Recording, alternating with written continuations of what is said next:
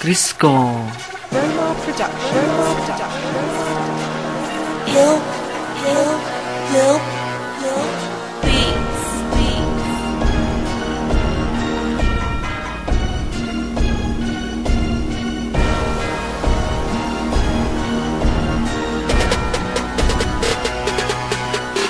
Сега ще ви разкажа една история, как се събирахме в Пешко на наша територия, как всяка вечер играехме компютърни игри и си бъврахме по-малко шеги.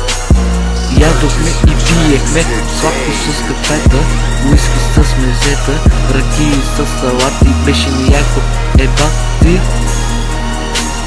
можете само да ми казвате Криско или да ти.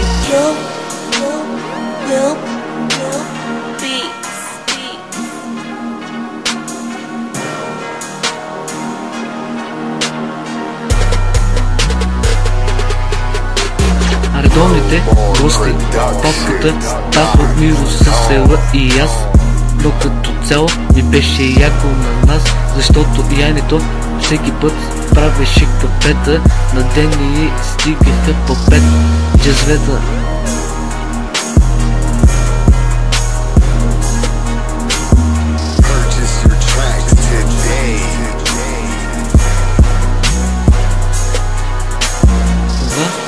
Беше 2013, но какво стана 2014?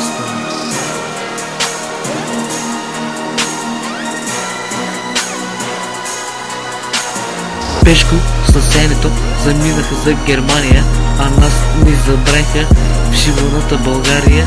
Съсела и той за морето замира, Свищов остави, за него загира, но какво е това?